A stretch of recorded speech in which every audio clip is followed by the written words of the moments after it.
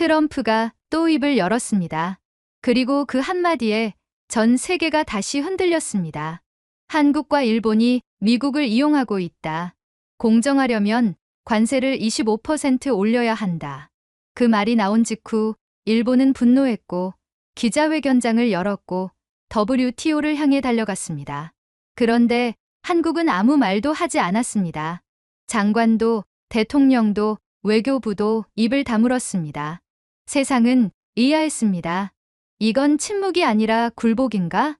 그런데 며칠 뒤 세계는 전혀 다른 이유로 한국을 다시 보게 됩니다. 기자들도 전문가들도 심지어 미국 고위 관계자들까지 말합니다. 한국이 말은 없었지만 이미 모든 걸 준비해 놓고 있었다고. 과연 한국은 무슨 일을 하고 있었던 걸까요? 그리고 왜 아무 말도 하지 않았던 걸까요? 지금 바로 비디오를 재생해 보겠습니다. 그 전에 잠깐 1초 만에 누를 수 있는 좋아요 버튼을 꾹 눌러주시면 영상 제작에 아주 큰 힘이 됩니다. 저는 프랑스 르피가로의 국제부 특파원 마르탱 르노입니다. 지난 15년간 아시아 정치와 외교를 취재해왔고 특히 한국과 일본의 대외 정책 변화를 주목해서 관찰해왔습니다. 트럼프의 관세 정책이 연일 전 세계를 시끄럽게 만들고 있는 와중에 유독 한국의 행보가 너무 조용하게 진행되어 이 글을 씁니다.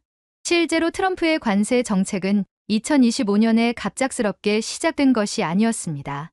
이미 2024년 대선 캠페인 기간부터 그는 미국 우선주의를 더욱 강화하겠다고 공언해왔습니다. 재집권 직후인 2025년 1월부터 트럼프는 연일 동맹국들을 압박하기 시작했습니다. 2월에는 독일 총리 올라프 숄츠와의 통화에서 독일은 미국에 너무 의존하면서도 방위비는 충분히 내지 않는다고 직격탄을 날렸습니다. 3월에는 캐나다 총리 저스틴 트리도에게 USMCA 미국, 멕시코, 캐나다 협정을 재협상해야 한다며 압박했습니다. 가장 치열한 공방은 유럽연합과 벌어졌습니다.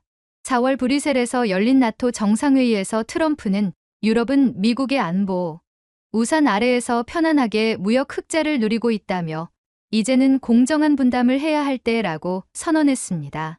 우르줄라 폰데어 라이엔 EU 집행위원장은 즉석에서 미국도 유럽 시장에서 충분한 이익을 얻고 있다고 반박했지만 트럼프는 숫자를 보라, 누가 더 많이 이익을 보는지라며 물러서지 않았습니다. 5월에는 호주, 뉴질랜드와의 갈등도 표면화됐습니다. AUKUS 미국, 영국, 호주 안보 동맹 회담에서 트럼프는 호주가 중국 철광석에 의존하면서 미국과 동맹을 한다는 것은 모순이라고 지적했습니다. 앤서니 알바니즈 호주 총리는 자유무역이야말로 미국이 추구해온 가치라고 맞섰지만 트럼프는 자유무역은 공정할 때만 의미가 있다고 일축했습니다. 6월 G7 정상회의는 그야말로 파국 직전까지 갔습니다. 이탈리아에서 열린 이 회의에서 트럼프는 미국이 없다면 G7도 없다며 모든 회원국이 미국의 무역 적자를 안겨주고 있다고 폭탄 발언을 쏟아냈습니다. 에마뉘엘 마크롱 프랑스 대통령이 다자주의 질서를 위협하는 것이라고 비판하자 트럼프는 다자주의? 미국만 손해보는 주의 아닌가? 라고 되받아쳤습니다. 영국의 리시 수낙 총리조차 특별한 관계를 내세우며 트럼프를 달래려 했지만 트럼프는 영국도 금융서비스로 미국에서 떼돈을 벌고 있다며 브렉시트 이후 더욱 공격적으로 변했다고 비판했습니다. 이런 연이은 마찰 속에서 각국 정상들은 워싱턴으로 향했습니다. 독일의 숄츠는 3월에, 프랑스의 마크롱은 4월에, 일본의 이시바는 5월에 각각 백악관을 방문해 트럼프와 단독 회담을 가졌습니다. 하지만 결과는 실망스러웠습니다. 독일과의 협상에서 트럼프는 독일이 러시아 에너지에 의존했던 것처럼 지금은 미국 시장에 의존하고 있다며 에너지 독립을 했으면 무역도 독립해야 하는 것 아니냐고 압박했습니다. 프랑스와의 회담에서는 프랑스 와인과 치즈가 미국 시장을 잠식하고 있다며 미국 농산물에 대한 시장 개방을 요구했습니다.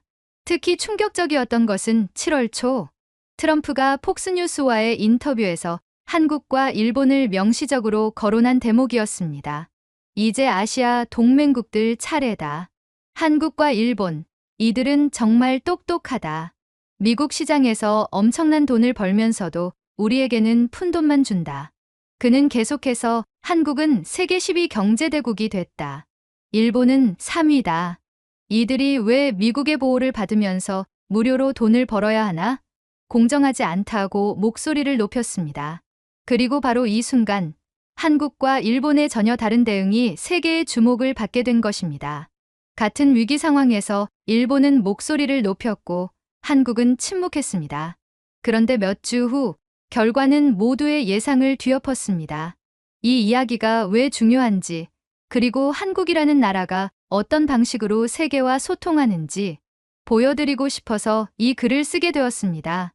2025년 7월 10일 오후 3시, 저는 파리 본사에서 급보를 받았습니다. 트럼프 전 대통령이 폭스뉴스와의 인터뷰에서 또다시 폭탄 발언을 터뜨렸다는 내용이었습니다. 저는 즉시 생중계를 확인했고 그의 말을 직접 들을 수 있었습니다. 한국과 일본은 미국 시장에서 돈을 너무 잘 벌고 있습니다. 공정하게 하려면 관세를 동등하게 적용해야 합니다. 트럼프는 특유의 제스처를 섞어가며 계속했습니다. 이들은 우리의 동맹입니다. 하지만 동맹이라고 해서 불공정한 거래를 계속할 수는 없죠. 그런데 정말 충격적인 것은 다음 발언이었습니다. 방위비도 더 내야 합니다. 특히 한국, 충분히 감당할 수 있잖아요? 그들의 경제 규모를 보세요. 세계 10위권 경제대국이 왜 우리에게 의존해야 합니까? 저는 즉시 이 발언의 파장을 예상할 수 있었습니다. 1차 임기 때도 그랬지만 트럼프는 동맹국을 상대로도 거침없이 경제적 압박을 가하는 것으로 유명했습니다. 하지만 이번엔 좀 달랐습니다. 구체적인 수치와 함께 압박의 강도를 높인 것이었습니다. 방송이 끝나자마자 전 세계 언론이 움직이기 시작했습니다. CNN은 트럼프, 아시아 동맹국의 25% 관세 경고라는 제목으로 긴급 속보를 내보냈습니다. BBC는 미국과 아시아 동맹 관계의 새로운 위기라고 보도했습니다. 로이터는 더 구체적이었습니다. 8월 1일부터 한국 일본 제품에 25% 관세 부과 가능성이라는 분석 기사를 내보냈습니다. 저는 파리 시간으로 오후 4시, 즉시 서울과 도쿄의 동료 기자들에게 연락을 취했습니다. 서울의 김 기자는 청와대 쪽에서 아직 공식 반응은 없다고 했고, 도쿄의 다나카 기자는 총리 관저가 긴급 회의에 들어갔다고 전했습니다. 그날 저녁, 저는 유럽 각국의 외교부 소식통들과 연락을 취했습니다. 독일 외무부의 한 관계자는 미국이 이런 식으로 동맹국을 압박하는 것은 유럽연합에도 영향을 미칠 수 있다며 우려를 표했습니다. 프랑스 외무부 역시 다자주의 질서에 대한 도전이라고 평가했습니다.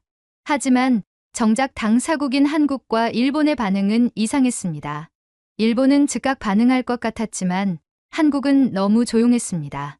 저는 이 침묵에 강한 의문을 품기 시작했습니다. 왜 반응하지 않는 걸까요?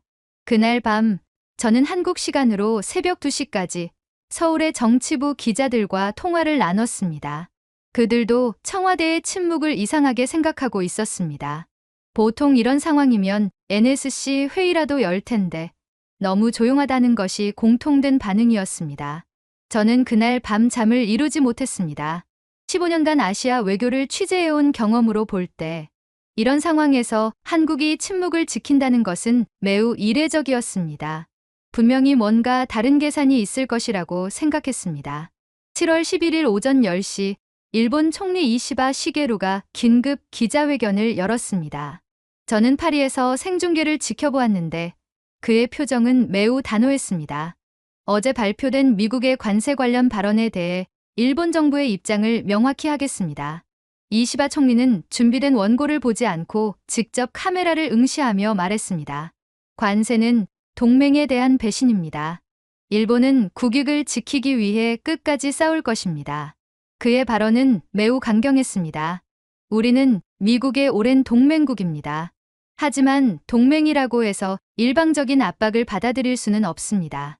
일본은 자유무역 질서를 수호하기 위해 모든 수단을 동원할 것입니다. 기자회견이 끝나자마자 일본 정부는 전방위적인 대응에 나섰습니다. 게이달렌 일본경제단체연합회는 즉시 성명을 발표했습니다. 일본 기업들이 미국 내에서 창출한 고용만 200만 명이 넘습니다. 이는 미국 경제에도 큰 도움이 되는 것입니다. 저는 도쿄의 다나카 기자를 통해 게이달렌의 움직임을 더 자세히 알 수 있었습니다. 그들은 이미 워싱턴 DC의 로비 회사들과 연락을 취하고 있었습니다. 미국 내 고용 창출 데이터를 바탕으로 한 전면적인 여론전에 돌입한 것입니다. 일본 외무성도 빠르게 움직였습니다. 하야시 요시마사 외무대신은 WTO 제소 검토에 들어갔다고 발표했습니다. 동시에 주요 유럽 국가들과 연대를 모색하기 시작했습니다. 독일, 프랑스, 영국의 외무부와 긴급 협의를 요청한 것입니다. 반면 한국의 반응은 정말 이상했습니다. 청와대는 오후 3시에 단 한 줄의 브리핑만 내보냈습니다. 미국 측의 관세 관련 발언을 확인했으며 관련 서한을 수령했습니다. 정부는 상황을 예의주시하고 있습니다. 저는 서울의 김 기자에게 다시 연락을 취했습니다. 정말 이게 전부야? 김 기자도 당황스러워했습니다. 청와대 출입 기자들도 다들 의아해하고 있어요. 보통 이런 상황이면 NSC 상임위원회라도 열 텐데 아무것도 없어요. 오후 5시 한국 정부는 추가 브리핑을 냈습니다. 하지만 이것도 매우 간단했습니다. 시장 불안이 가장 큰 피해를 초래할 수 있습니다. 정부는 실무적 접촉을 통해 상황을 해결해 나가겠습니다. 저는 이 대조적인 반응에 깊은 흥미를 느꼈습니다. 같은 위기 상황에서 일본은 목소리를 높이고 한국은 침묵을 지키고 있었습니다. 하지만 분명히 한국도 가만히 있지는 않을 것이었습니다. 그날 저녁, 저는 한국의 산업통상자원부 관계자와 통화할 수 있었습니다. 그는 익명을 조건으로 이렇게 말했습니다. 우리는 조용히 움직이고 있습니다. 시장 다변화 전략팀이 가동됐고 대미 FTA 실무팀도 활성화됐습니다. 저는 그제야 한국의 전략을 어렴풋이 짐작할 수 있었습니다. 일본이 정면 대응을 택했다면 한국은 우회 전략을 선택한 것 같았습니다. 하지만 과연 이것이 효과적일까요? 그날 밤 저는 정말 이해할 수 없는 대응 방식이라는 메모를 남겼습니다. 미국을 상대로 침묵을 지킨다는 것이 과연 옳은 선택일까요? 저는 본격적으로 한국과 일본의 대응 방식을 비교 분석하기 시작했습니다. 파리에서 두 나라의 외교안보 브리핑을 실시간으로 모니터링하면서 그들의 전략적 차이를 명확히 파악할 수 있었습니다. 일본의 전략은 매우 공격적이었습니다. 이시바 총리는 연일 기자회견을 열며 미국을 압박했습니다. 미국이 정말로 관세를 부과한다면 일본도 맞대응할 것입니다. 우리에게는 선택의 여지가 없습니다. 게이달렌은 더욱 치밀하게 움직였습니다. 그들은 미국 내 일본 기업들의 경제적 기여도를 구체적인 수치로 제시했습니다. 토요타, 혼다, 닛산 등 일본 자동차 회사들이 미국 내에서 직접 고용한 인원만 15만 명입니다. 간접 고용까지 포함하면 200만 명이 넘습니다. 일본 외무성도 적극적으로 나섰습니다. 주요 유럽 국가들과의 연대를 통해 미국의 일방적 관세 정책에 대한 국제적 압박을 만들어가고 있었습니다. 독일의 올라프 숄츠 총리는 자유무역 질서에 대한 도전이라고 공개적으로 비판했습니다. 흥미로운 점은 일본 내 여론이었습니다. 이시바 총리의 강경 대응에 대한 지지율이 급상승했습니다. 요미우리 신문의 긴급 여론조사에서 총리 지지율이 15%포인트 상승한 것으로 나타났습니다. 일본 국민들은 미국에 굴복하지 않는 총리에 대해 호감을 표시했습니다.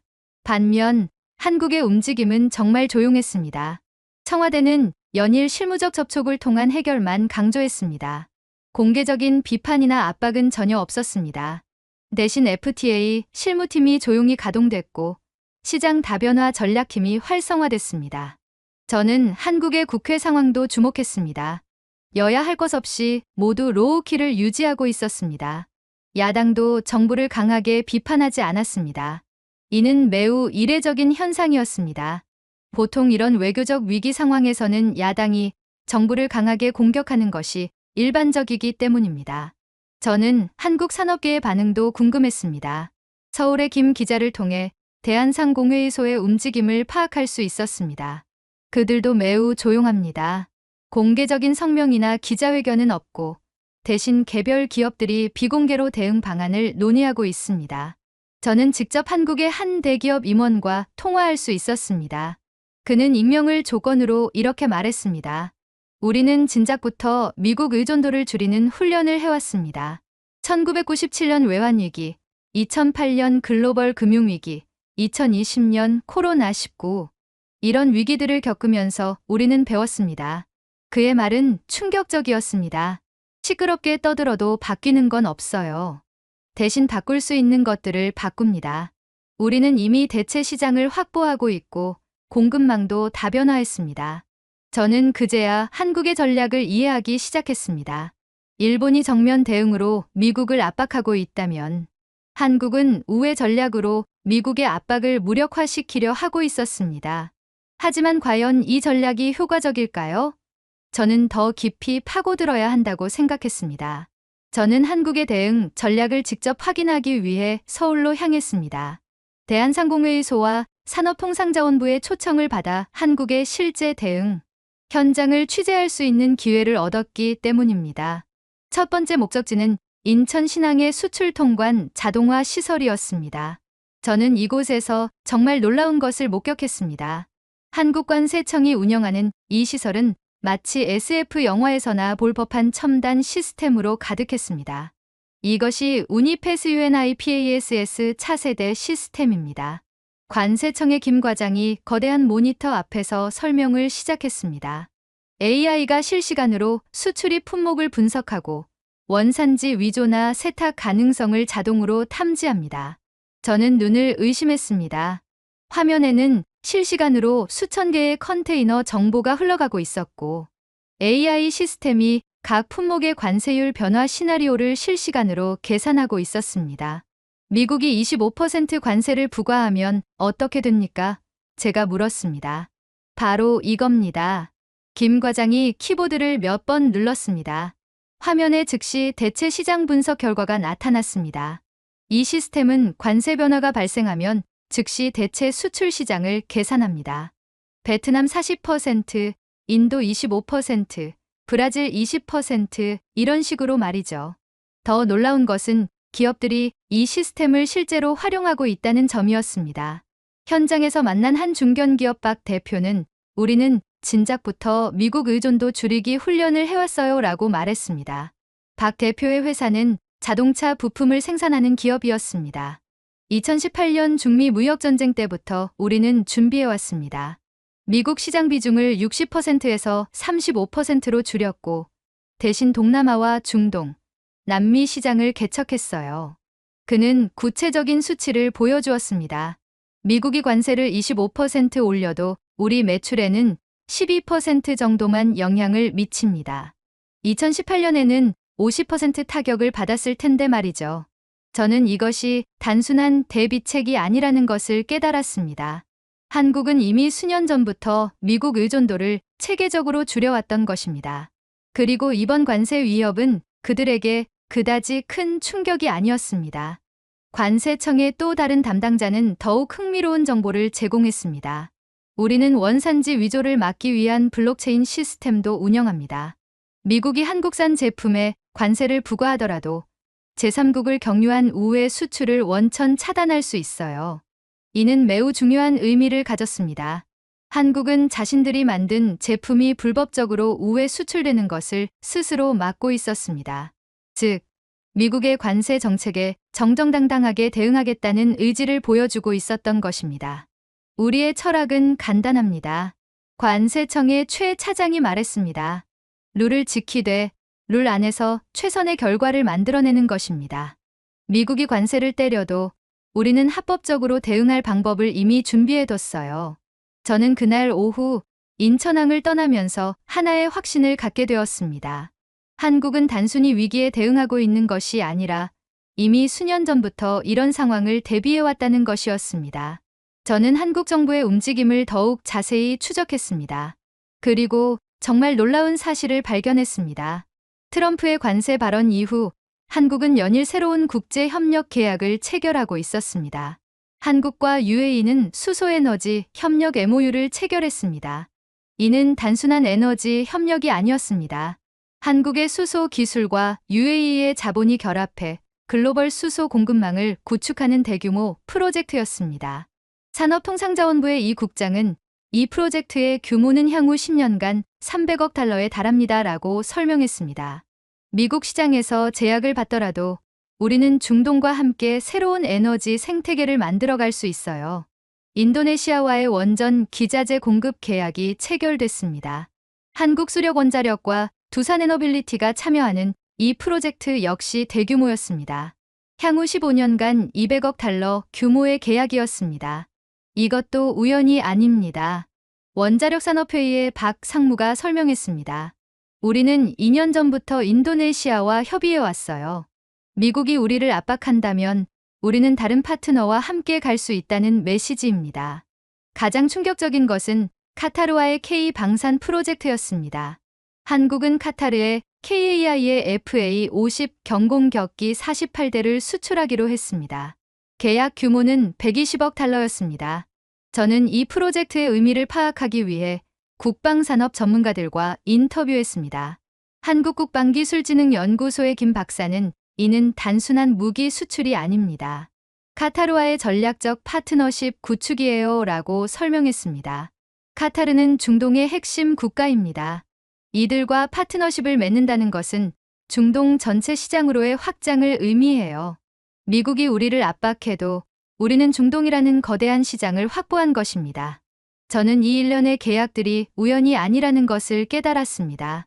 한국은 트럼프의 관세 위협에 대해 다변화 카드로 되받아치고 있었습니다. 그런데 이것은 단순한 피난이 아니었습니다. 외교부의 한 고위 관계자는 익명을 조건으로 이렇게 설명했습니다. 우리는 미국 외대한 시장을 확보한 것이 아닙니다. 미국이 다시 손 내밀어야 할 파트너가 된 것입니다. 그의 설명은 매우 설득력이 있었습니다. 미국 기업들도 우리와의 협력이 필요합니다.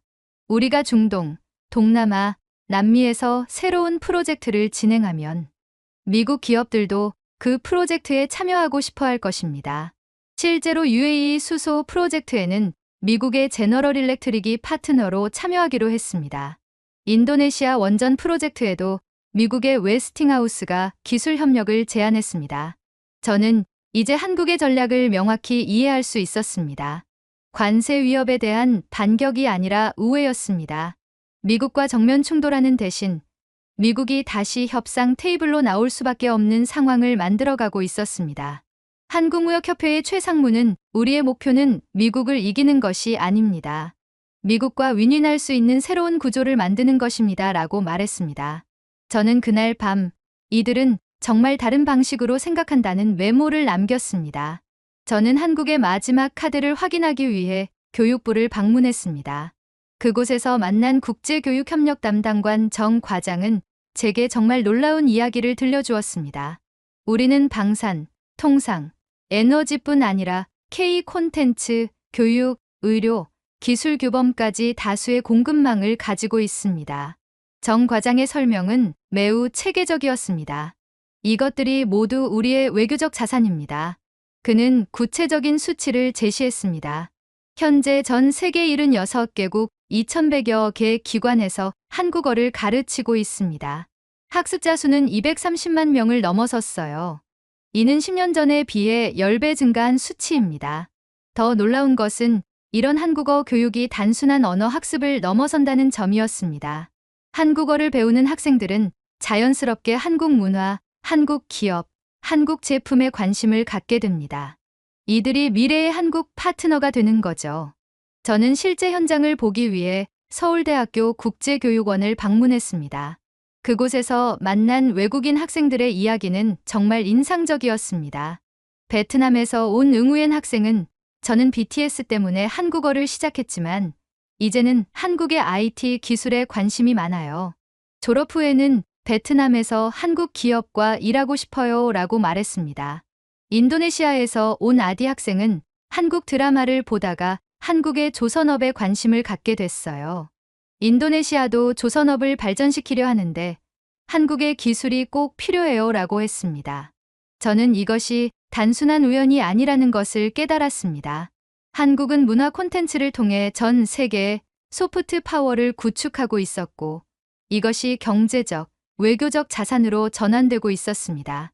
문화체육관광부의 김 사무관은 더욱 구체적인 설명을 해주었습니다. K 콘텐츠의 글로벌 시장 규모는 작년에 125억 달러를 넘어섰습니다. 이는 반도체 수출의 20% 수준이에요. 하지만 경제적 효과는 그보다 훨씬 큽니다. K-팝을 좋아하는 팬들이 한국 화장품을 사고 한국 음식을 먹고 한국 여행을 오잖아요. 이런 연쇄의 효과까지 계산하면 K 콘텐츠의 경제적 파급 효과는 500억 달러가 넘어요. 저는 유럽에서도 이런 현상을 목격해왔습니다. 파리의 한 백화점에서는 K 뷰티 코너가 가장 인기 있는 구역 중 하나였습니다. 런던의 젊은이들은 한국 음식점에서 한국어로 주문하려고 노력했습니다. 더 중요한 것은 이런 문화적 영향력이 정치적, 경제적 영향력으로 전환되고 있다는 점이었습니다. 한국국제교류재단의 이 이사장은 BTS 팬들이 한국의 외교 정책을 지지하는 경우를 자주 봅니다. 이들이 자국 정치인들에게 한국과의 협력을 요구하기도 해요 라고 말했습니다. 저는 실제로 이런 사례를 확인할 수 있었습니다. 지난해 미국 의회에서 한미동맹 강화 결의안이 압도적 찬성으로 통과된 배경에는 K-팝 팬들의 로비 활동이 있었다는 것입니다. 외교부의 한 관계자는 우리는 말을 줄이고 행동으로 이야기합니다 라고 설명했습니다. 정치적 발언보다는 문화적 감동이 더 오래 남거든요. 저는 그날 오후 명동의 한 카페에서 이런 메모를 남겼습니다. 이 나라는 목소리보다 시스템으로 반응한다. 그리고 그 시스템은 정말 강력하다. 한국은 단순히 관세 위협에 대응하고 있는 것이 아니었습니다. 전 세계에 구축한 문화적, 경제적, 기술적 네트워크를 통해 침묵 속의 설득을 실행하고 있었습니다. 그리고 그 설득은 놀랍도록 효과적이었습니다. 저는 정말 놀라운 정보를 입수했습니다. 미국 대사관에서 근무하는 한 소식통이 익명을 조건으로 제게 연락을 취했기 때문입니다. 그는 한국과 미국 사이에 비공개 협상이 진행되고 있다고 알려주었습니다. 한미 FTA 실무팀이 서울과 워싱턴을 오가며 비공식 협상을 하고 있어요. 소식통의 말은 충격적이었습니다. 언론에는 전혀 알려지지 않았지만 양국 모두 매우 진지하게 접근하고 있습니다. 저는 즉시 이 정보를 확인하기 위해 움직였습니다. 한국산업통상자원부의 한 관계자를 통해 이 사실을 간접적으로 확인할 수 있었습니다. 공식적으로는 말씀드릴 수 없지만 실무진 간의 접촉은 계속되고 있습니다. 미국 측의 움직임은 더욱 흥미로웠습니다. USTR 미 국무 역대표부의 한 관계자는 한국 측의 제안이 매우 구체적이고 실현 가능하다고 평가했습니다. 그들이 제시한 제안의 핵심은 관세 품목의 개별 재분류였습니다. 한국은 트럼프가 제시한 25% 관세 대상 품목들을 세분화해서 재검토하자고 제안했습니다. 자동차 부품 중에서도 한국이 독점적 기술을 가진 품목들은 관세 대상에서 제외하고 대신 미국 기업과의 협력을 확대하자는 것이었습니다. 더 놀라운 것은 한국이 제시한 미국 수입선 대체 전략이었습니다. 한국은 중국에서 수입하던 일부 원자재와 부품을 미국산으로 대체하겠다고 제안했습니다. 그 규모는 연간 50억 달러에 달했습니다. 이건 단순한 양보가 아닙니다. 대외경제정책연구원의 박 박사가 설명했습니다. 한국은 미국과의 무역에서 상호 이익이 되는 새로운 구조를 제안한 겁니다. 미국도 이 제안을 거부할 이유가 없어요. 실제로 미국 측의 반응은 매우 긍정적이었습니다. 상무부의 한 고위 관계자는 한국의 제안이 공정무역 원칙에 부합한다며 진지하게 검토하고 있다고 밝혔습니다. 저는 이 협상의 의미를 더 깊이 이해하기 위해 워싱턴의 동료 기자들과 연락을 취했습니다. 워싱턴 포스트의 제임스 기자는 트럼프 진영에서도 한국과의 관계를 재고하고 있다고 전했습니다. 한국이 일본과 다른 방식으로 대응하자 미국 내에서도 평가가 달라졌어요. 일본의 정면 대응은 예상 가능했지만 한국의 우회 전략은 예상치 못했거든요. 미국 정치권의 반응도 흥미로웠습니다. 공화당의 한 상원의원은 한국은 우리의 진정한 파트너십을 원한다는 것을 보여줬다고 평가했습니다. 민주당 역시 한국과의 협력 확대가 미국에도 도움이 된다는 입장이었습니다. 저는 그날 밤 워싱턴 DC의 한 호텔에서 이런 메모를 남겼습니다. 이건 싸움이 아니라 설계였다. 한국은 처음부터 미국과 싸울 생각이 없었다. 대신 미국이 다시 협상 테이블로 나올 수밖에 없는 상황을 만들었다. 한국의 전략은 정말 치밀했습니다. 공개적으로는 침묵을 지키면서 비공개적으로는 미국과 건설적인 대화를 이어가고 있었습니다. 그리고 그 대화는 양국 모두에게 이익이 되는 방향으로 진행되고 있었습니다. 저는 한국의 경제 시스템이 어떻게 이 위기를 흡수하고 있는지 직접 확인하기 위해 한국은행을 방문했습니다. 그곳에서 목격한 것은 정말 놀라운 조용한 회복 탄력성이었습니다. 한국은행의 김 국장은 우리는 시장 불안을 막기 위해 선제적으로 움직였습니다라고 설명했습니다. 관세 발표 직후부터 긴급 유동성 조치와 외화 채권 안정 매입에 들어갔어요. 구체적인 수치는 더욱 놀라웠습니다. 한국은행은 관세 발표 후 일주일 동안 200억 달러 규모의 외환 시장 안정화 조치를 취했습니다. 하지만 이것이 시장에 큰 부담을 주지는 않았습니다. 한국의 외환 보유액이 4,500억 달러에 달하기 때문이었습니다. 1997년 외환위기 때 우리 외환 보유액은 39억 달러였어요. 지금은 그때의 100배가 넘습니다. 김 국장의 설명은 한국의 변화를 극명하게 보여줬습니다. 더 중요한 것은 시장의 반응이었습니다. 트럼프의 관세 발표 후에도 원달러 환율은 큰 변동 없이 안정적인 흐름을 보였습니다. 코스피 지수 역시 일시적 하락 후 빠르게 회복했습니다. 저는 이런 안정성의 원인을 파악하기 위해 증권가의 전문가들과 인터뷰했습니다. 한 대형 증권사의 최 애널리스트는 한국 시장이 이미 이런 리스크를 상당 부분 반영하고 있었다고 분석했습니다. 투자자들도 한국 기업들의 대응 능력을 신뢰하고 있어요. 2018년 중미 무역 전쟁, 2019년 한일 무역 분쟁, 2020년 코로나19 이런 위기들을 겪으면서 한국 기업들의 위기 대응 능력이 입증됐거든요. 실제로 주요 한국 기업들의 주가는 오히려 상승세를 보였습니다. 삼성전자, LG에너지솔루션, SK하이닉스 등의 주가가 관세 발표 후 일주일 만에 이전 수준을 회복했습니다. 저는 한 외국인 투자자와도 인터뷰할 수 있었습니다. 블랙록의 아시아 담당 펀드 매니저인 존슨은 한국은 정말 놀라운 나라라고 평가했습니다. 이 나라는 위기 때마다 더 강해집니다. 1997년 외환위기 후에는 재벌 구조조정을 통해 더 효율적인 기업들이 됐고 2008년 금융위기 후에는 금융 시스템이 더 안정화됐어요. 2020년 코로나19 후에는 디지털 전환이 가속화됐고요. 그의 분석은 매우 설득력이 있었습니다. 한국 기업들은 이제 단순히 위기에 대응하는 것이 아니라 위기를 기회로 전환하는 능력을 갖췄어요. 이번 관세 위협도 마찬가지일 겁니다. 저는 또 다른 흥미로운 현상을 발견했습니다. 한국의 중소기업들도 매우 차분하게 대응하고 있었습니다. 중소벤처기업부의 조사에 따르면 관세 위협 발표 후 중소기업들의 투자 계획 변경 비율은 15%에 불과했습니다. 한 중소기업 CEO는 우리는 이미 시장 다변화를 해뒀어요 라고 말했습니다. 미국 의존도를 50%에서 30%로 줄였고 대신 동남아와 중동 시장을 개척했거든요. 관세가 올라도 큰 타격은 없을 것 같아요. 저는 이런 조용한 자신감의 깊은 인상을 받았습니다.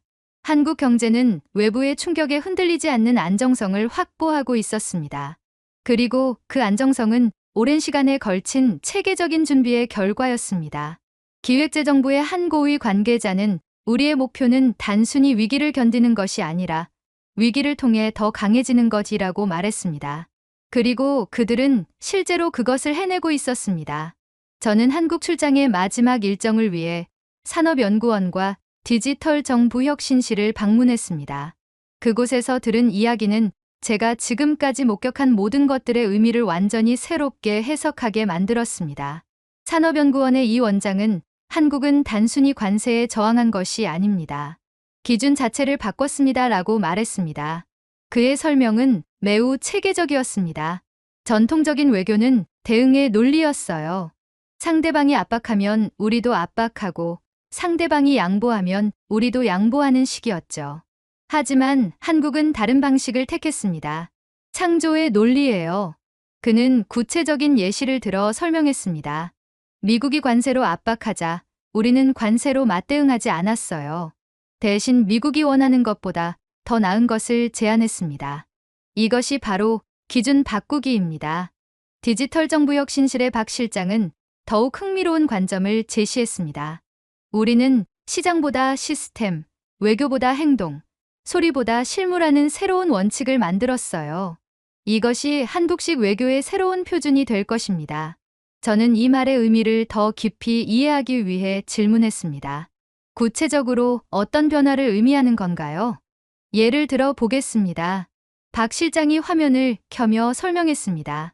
기존에는 미국이 압박하면 우리가 항의하고 미국이 다시 압박하고 이런 식으로 대화가 진행됐어요. 하지만 이번에는 달랐습니다. 화면에는 한미 간의 소통 패턴이 그래프로 표시되어 있었습니다. 미국이 관세라고 하자 우리는 협력이라고 답했어요. 미국이 압박이라고 하자 우리는 제안이라고 답했고요. 완전히 다른 차원의 대화를 시작한 겁니다.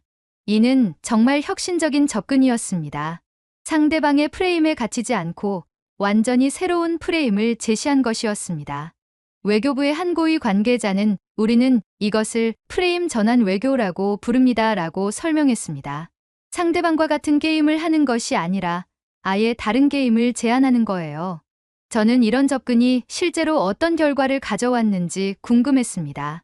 통계청의 자료에 따르면 관세 위협 발표 후 한 달 동안 한국의 대미 수출은 오히려 3% 증가했습니다. 이는 정말 놀라운 결과였습니다. 기업들이 관세 부과 전에 미리 수출을 늘린 것도 있지만 더 중요한 것은 미국 기업들이 한국과의 협력을 늘리고 있다는 점입니다. 한국무역협회의 김상무가 설명했습니다. 실제로 구글, 마이크로소프트, 아마존 등 미국의 주요 기업들이 한국과의 협력 프로젝트를 연이어 발표했습니다. 이들은 한국의 오지, AI, 반도체 기술과 협력해 글로벌 시장을 공략하겠다고 밝혔습니다. 이것이 바로 우리가 의도한 결과입니다. 산업통상자원부의 최 차관이 말했습니다. 갈등을 만드는 것이 아니라 협력을 만드는 것. 이것이 한국의 새로운 외교 전략입니다. 저는 그날 오후 인천공항으로 향하는 리무진 버스에서 깊은 생각에 잠겼습니다. 한국이 보여준 것은 단순한 위기 대응이 아니었습니다. 국제관계의 새로운 패러다임을 제시한 것이었습니다. 이 나라는 이미 자주국가의 문턱을 넘었다. 저는 노트에 이렇게 적었습니다. 한국은 더 이상 강대국의 압박에 수동적으로 반응하는 나라가 아니었습니다. 자신만의 기준과 원칙으로 국제사회와 소통하는 주체적인 국가가 되어 있었습니다. 저는 영국으로 돌아가는 대신 미국으로 향했습니다. 한국에서 목격한 것들이 미국에서는 어떻게 받아들여지고 있는지 직접 확인하고 싶었기 때문입니다.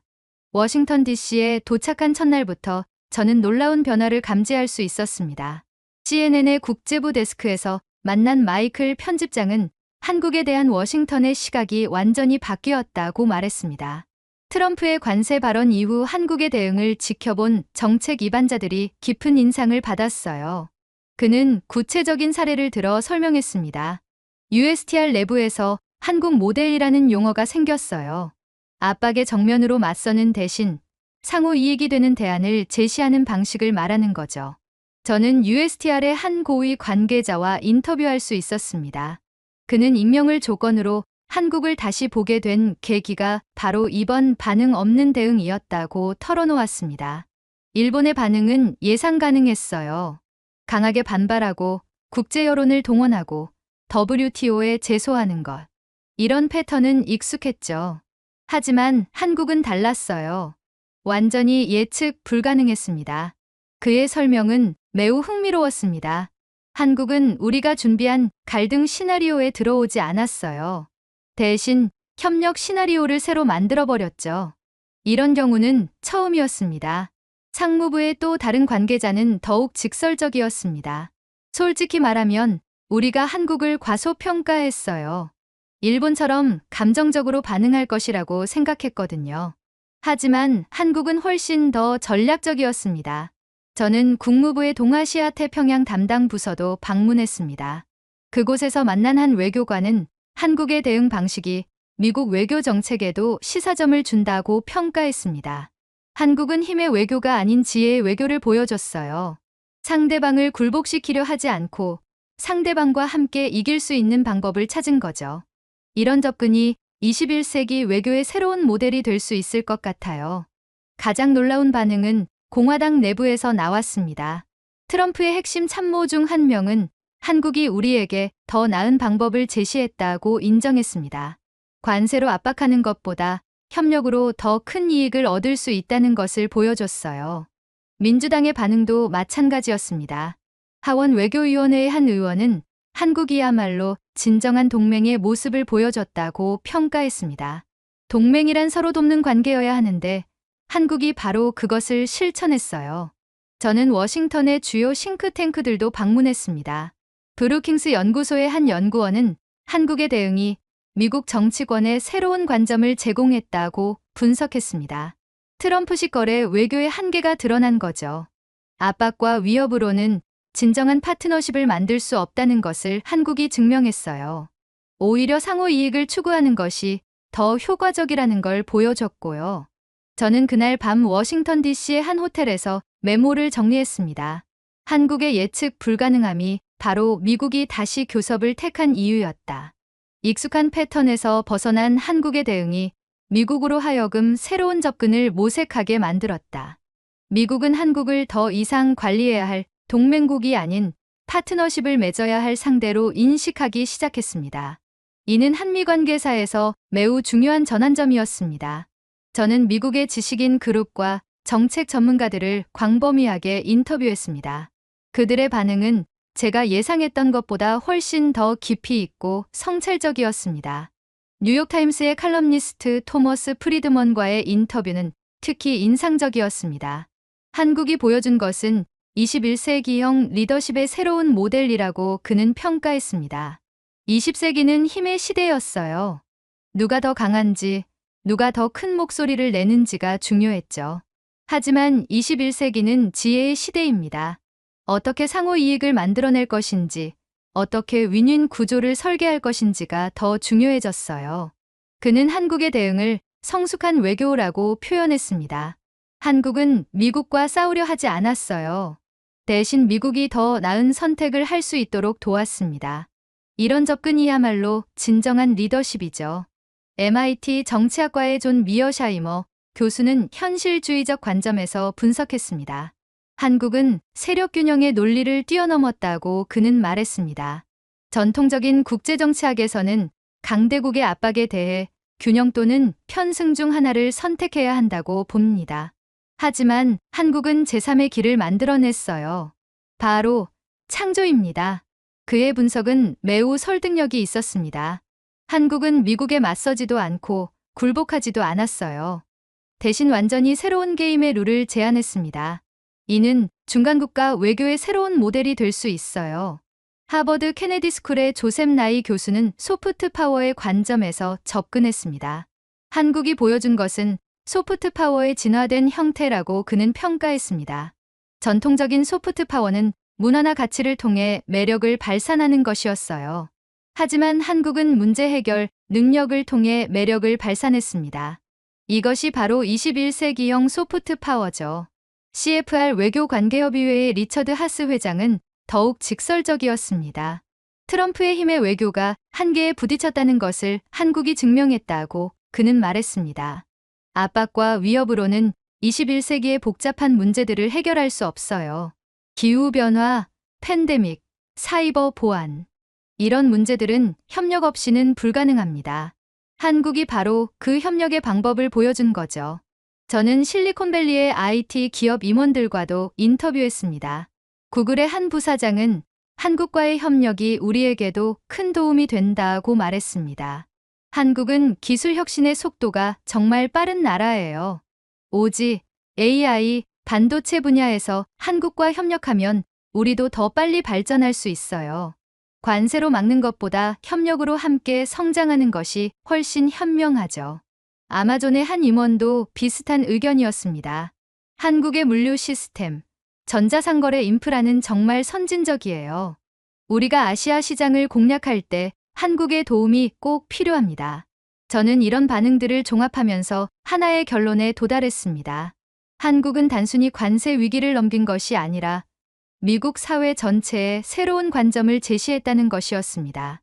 웨스트포인트 군사학교의 한 교수는 한국처럼 외교적 침묵으로 설득하는 전략이 지금의 미국에 더 필요할지도 모른다고 말했습니다.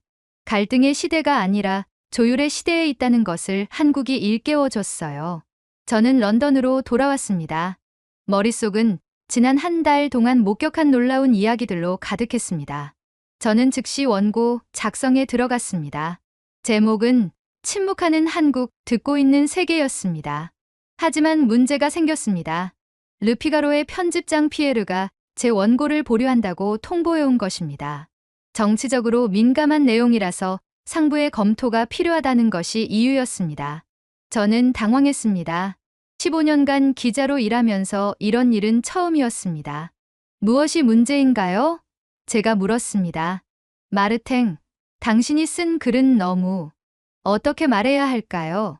한국에 대해 너무 긍정적이에요. 프랑스 독자들이 이해하기 어려울 것 같아요. 피에르의 설명은 솔직했습니다. 그리고 미국에 대해서는 너무 비판적이고요. 트럼프가 다시 집권할 가능성이 높은 상황에서 우리가 미국을 자극할 필요는 없잖아요. 저는 깊은 실망감을 느꼈습니다. 하지만 포기할 수는 없었습니다. 제가 목격한 것은 단순한 뉴스가 아니라 역사적 변화의 순간이었기 때문입니다. 그날 밤, 저는 오랜 친구인 독립웹진 유럽의 시선 편집장 마리에게 연락했습니다. 사비로라도 이 글을 발표하고 싶어요. 세상이 알아야 할 이야기라고 생각해요. 마리는 흔쾌히 동의했습니다. 마르탱, 당신이 그렇게 말한다면 분명 중요한 이야기일 거예요. 우리 웹진에 기고해 주세요. 제 기사가 유럽의 시선에 게재됐습니다. 반응은 폭발적이었습니다. 첫날 조회수가 10만을 넘어섰고 소셜미디어에서는 뜨거운 토론이 벌어졌습니다. 가장 많은 댓글은 정말 한국이 그렇게 했나요? 였습니다. 유럽인들은 한국의 대응 방식에 깊은 관심을 보였습니다. 독일의 한 독자는 우리도 미국의 압박을 받을 때 한국처럼 대응할 수 있을까요? 라고 물었습니다. 프랑스의 한 정치학자는 이것이야말로 중견국 외교의 새로운 모델이라고 평가했습니다. 영국의 한 전직 외교관은 브렉시트 때 우리도 이런 지혜가 있었다면 이라고 아쉬워했습니다. 더 놀라운 것은 아시아 지역의 반응이었습니다. 인도, 베트남, 태국 등의 매체들이 제 기사를 번역해서 보도했습니다. 이들 국가의 외교관들은 한국의 사례를 연구해야 한다고 말했습니다. 일본의 반응도 흥미로웠습니다. 아사히 신문은 왜 한국은 성공하고 일본은 실패했나라는 분석 기사를 냈습니다. 일본의 한 외교관은 한국의 전략적 사고를 배워야 한다고 인정했습니다. 가장 의미 있는 반응은 한국에서 나왔습니다. 한국의 여러 매체들이 제 기사를 소개했고, 한국인들은 자신들의 정부와 기업들이 보여준 대응에 대해 새롭게 인식하기 시작했습니다. 한국의 한 독자는 이런 댓글을 남겼습니다. 우리는 우리가 얼마나 잘했는지 몰랐네요. 외국 기자의 눈을 통해 보니 정말 자랑스럽습니다. 저는 그날 밤 마지막 원고를 마무리하며 이런 문장을 썼습니다.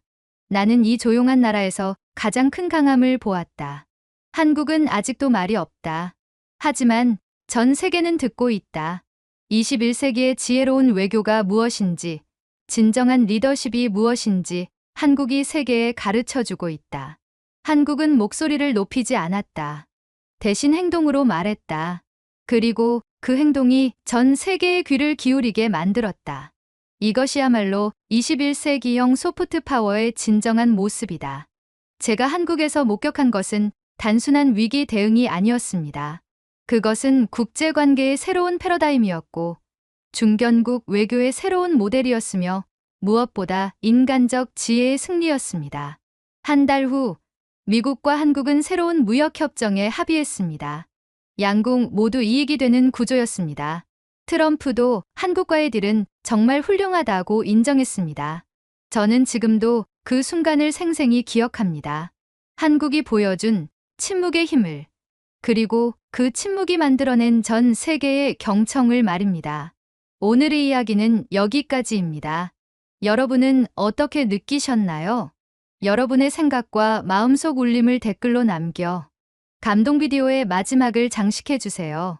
여러분의 댓글 하나하나가 영상을 제작하는데 큰 힘이 됩니다. 그리고 오늘의 사연이 따뜻하게 다가오셨다면 구독과 좋아요도 잊지 말아주세요. 다음엔 더 깊은 감동과 더 진한 이야기로 찾아뵙겠습니다. 함께해 주셔서 진심으로 감사합니다.